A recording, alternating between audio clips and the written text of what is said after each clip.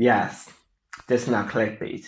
This really did happen. I did get threatened and blacklisted by Aer Lingus.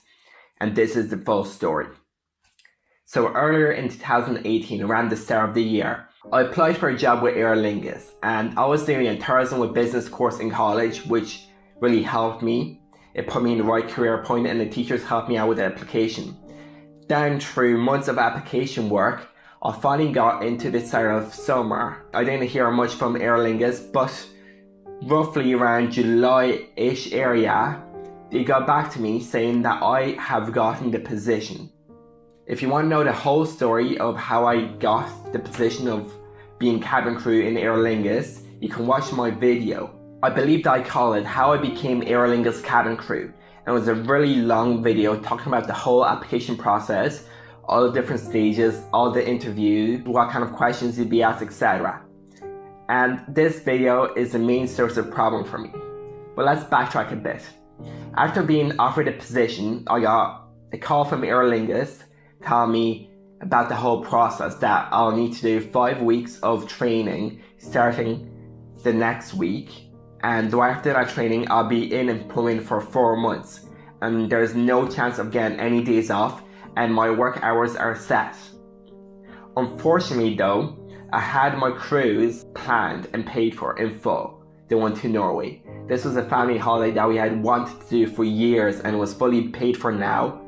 And also I had booked my volunteering in Hungary, and I did not really want to let go of that.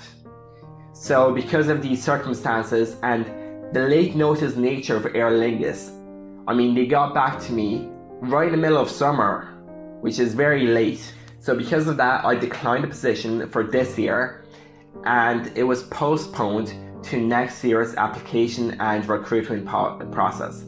And bear in mind that I had my medical exam done, I passed the qualifications, heart reach tests, etc. And now I was a very, very viable candidate. So I was pretty much bound to get a job next year.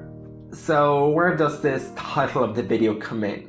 Well, around the start of August, I think August the 8th, Aer Lingus called me saying that they found my video on YouTube talking about the whole application process and that they would like me to remove it. Bear with me. They said that the video contained proprietary information belonging to Aer Lingus. And let's Google this word, proprietary. What does it exactly mean? Google says relating to an owner or ownership. Basically, they meant that Aer Lingus had the rights to the information within the video. And this is where my problem comes in. Well, roughly on the day, there were 80 to 100 other candidates on that particular day, the very first day. And all of these people were given the same treatment as I was. None of us signed a no disclosure agreement. An NDA is an agreement that most people sign if they're in the works of a movie. Let's say an actor, they're not allowed to release information about the movie before the movie is released. Yeah, it's a big thing that I know about in the film industry. We did not sign any of these. What we did was we just went through the process with nothing. We just went of our free will. Each of us had the same experience in a sense. We had the same people questioning us, we had the same waiting times, the same questions, the same building. We had the same experience. And there is nothing stopping any one of these other candidates from talking to their friends, family, or even college professors which could share the information for years to come. Nothing at all. Just because I bothered and had the sense to save the information, save the emails, screenshot them and save them in my documents for future reference should not make me a personal target. Think about that. And okay, Aer Lingus, I see what you're saying about it having your sensitive information. I see it from both perspectives, but, and I am sure they are very worried about the detail in my video, how detailed it was and how it may give away some critical information for candidates and make it easier, and how you may need to change your whole application process afterwards.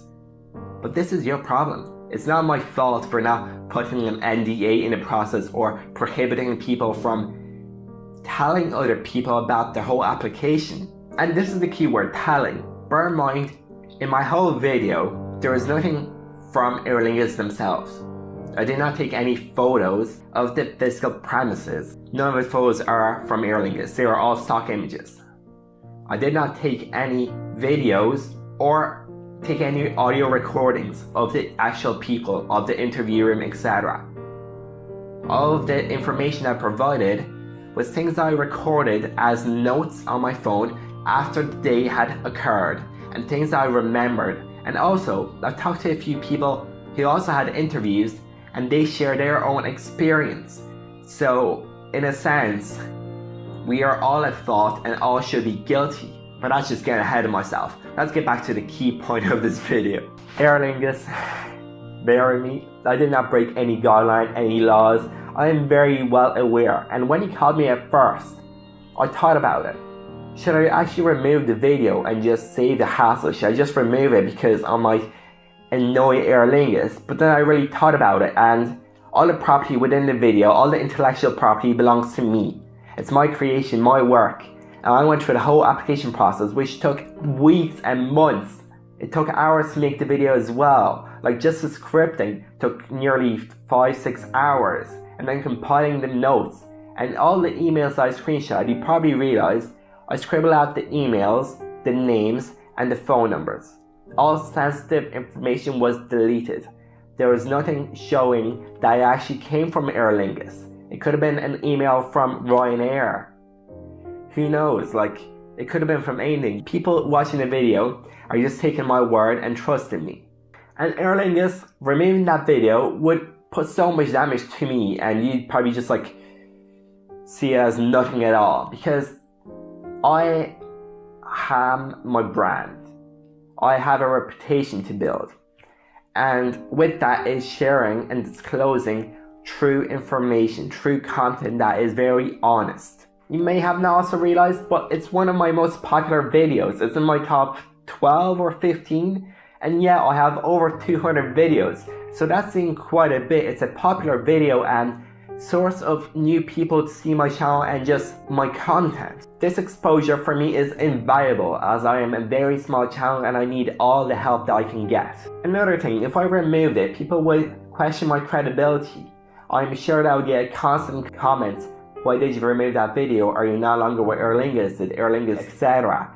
And no, I cannot have that. I'm just leaving it up there. So during that phone call that I got from Aer Lingus, kind of threatening me, when I refused, and I was very blunt about this, and I said that I will not remove this video as it's my intellectual property, and there's no information that is regarded as sensitive being revealed. It's all a matter of personal opinion.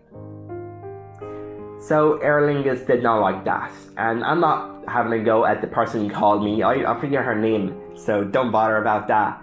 But she said that she will have to pursue this matter further and talk to her superiors, possibly bring the law into this.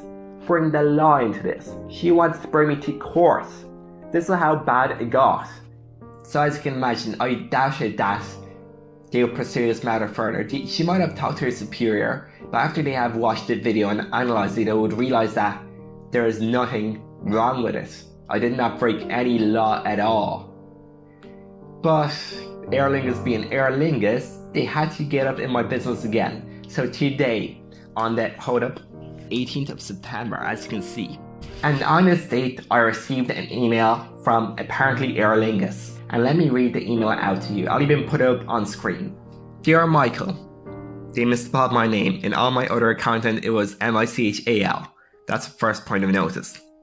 I refer to your application for the above role and the subsequent discussion that was had between yourself and the Aer Lingus recruitment manager on the morning of 8 August 2018. As discussed on the call with you, it had come to our attention that you have posted a video on YouTube in which you share details of an Aer Lingus recruitment selection and background checking processes.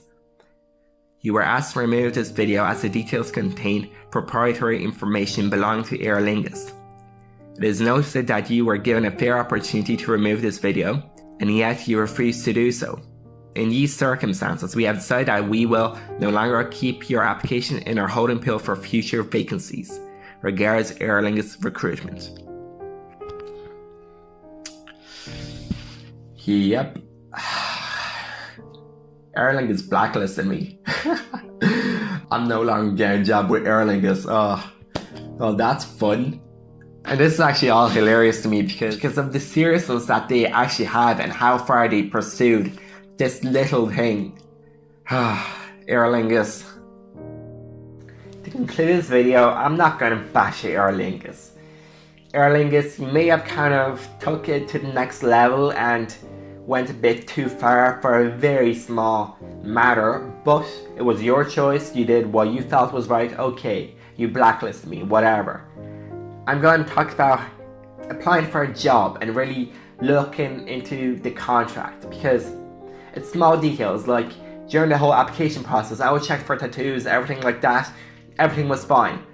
But as you may know, I have some tattoos here, etc. These would not be visible in the uniform, but in the contract there could be some like no tattoos in very small fine print. And this matter kind of brought me into awareness of this, that you really do need to be aware of the company that you're applying for, their whole application process, what their employees look like, what they do, and yeah, be super cautious because things like this can happen.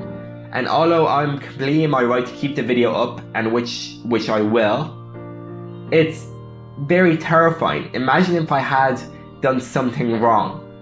Like if I had left a clip of Aer Lingus in there, or a sound of the questions being asked.